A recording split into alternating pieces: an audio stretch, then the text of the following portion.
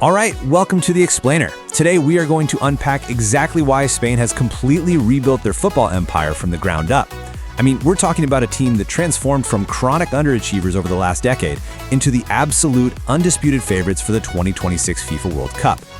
If you've been watching international football recently, you already know that La Roja is back, but they look incredibly different than the legendary Spanish teams of the past. So today we're breaking down the data, the tactical evolution, and the new personnel to show you exactly how they engineered this dramatic return to the top of world football. Let's get into it. Here is what we've got on the docket for today. We'll cover the evolution of La Roja, the architect Luis de la Fuente, their new tactics called vertical dynamism, the golden generation 2.0, and finally, wrap up with their path to glory.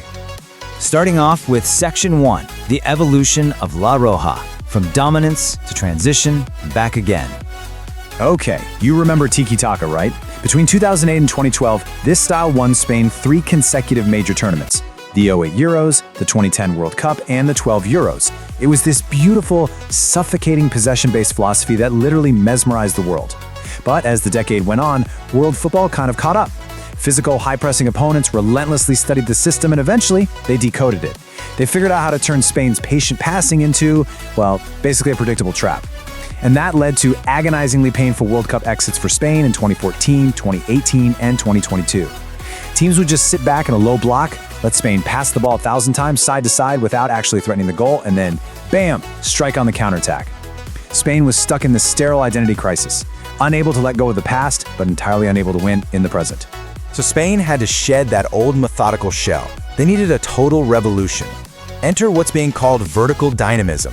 The new Spain still keeps that world-class technical DNA, the intricate midfield triangles, the flawless first touches, all of that. But they've completely weaponized it. Instead of passing endlessly just for the sake of possession, they've injected this aggressive pressing and lightning-fast transitions through the wings. The absolute second they spot an opening, they strike directly. It's a thrilling hybrid of the old Spanish control mixed with a terrifyingly modern direct attacking threat. And listen to this quote from their captain, Rodri. "We will play with the style that brings us a victory. I am not a guardian of any philosophy." That brilliantly captures the new, ruthless pragmatism of this squad. Get this, during Euro 2024, in a dominating 3-0 win over a really strong Croatia team, Spain intentionally held less possession than their opponent. Now that might not sound too crazy, but for Spain, it was the first time that had happened in 136 matches. Just let that sink in for a second. 136 matches, a decade and a half of dominating the ball, intentionally given up, simply because this team now prioritizes winning over philosophy. Moving on to Section 2, the architect, De La Fuente, and how he's building this winning machine. Look at this staggering number, almost 87%. Since taking over the senior squad in late 2022, manager Luis de la Fuente has lost just a single time in 23 matches. His team has scored 55 goals while conceding only 14. Honestly, those aren't just good numbers. Those are historic, era-defining stats that prove this tactical overhaul is working immediately on the pitch.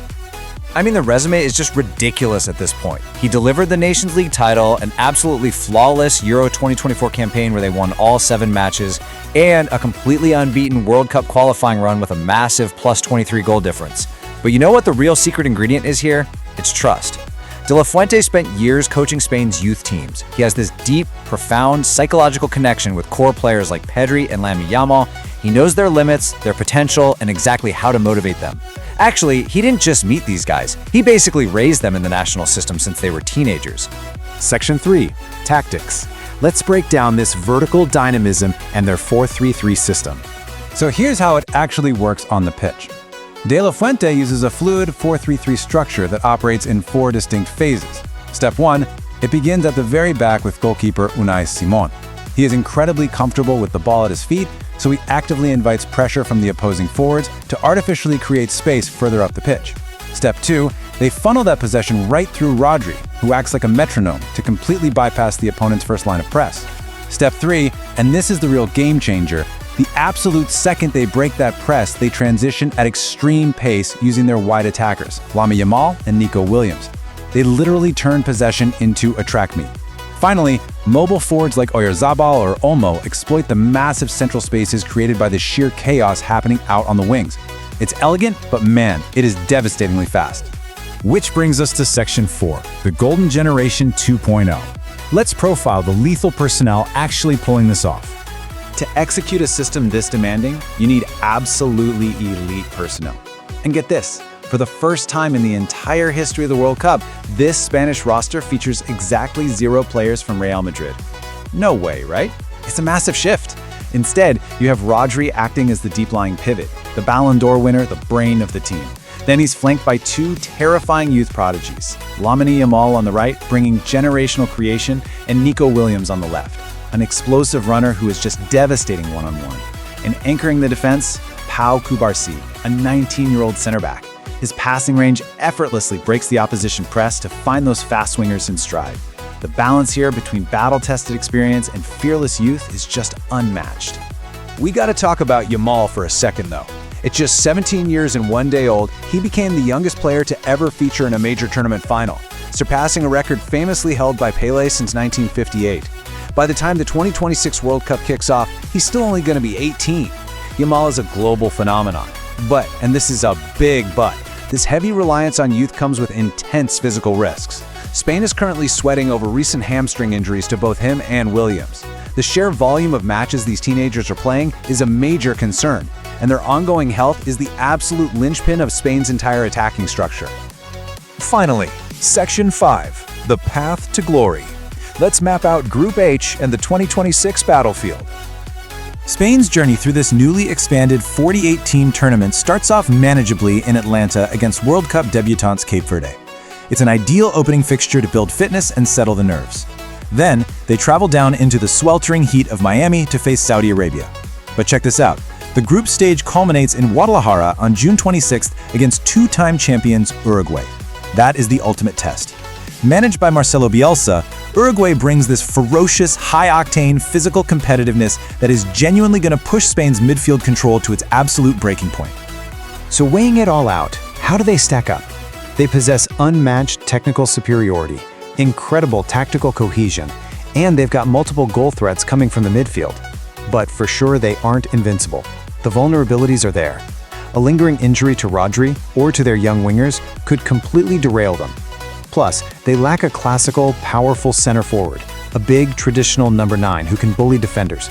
If a deeply organized, intensely physical opponent packs the penalty box, Spain could definitely struggle to find a breakthrough without that central muscle. Despite those minor weaknesses, data is destiny here. Out of 48 teams, the Opta supercomputer gives Spain a field-leading 16.1% probability of winning it all. They are sitting comfortably ahead of heavily favored giants like France, England, and the defending champions, Argentina. By every objective measure, the global analytical community views this rebuilt, dynamic Spain as the single team most likely to lift that trophy. So here's the big question I want to leave you with. They absolutely have the talent, the depth, and a lethal modern system. But can a team relying so heavily on explosive teenagers handle the grueling, unprecedented pressure of an expanded tournament? Or will this Golden Generation 2.0 fulfill their statistical destiny and cement a brand new Spanish dynasty when the whole world is watching? Let me know what you think in the comments. Keep learning, keep questioning, and I'll catch you in the next explainer.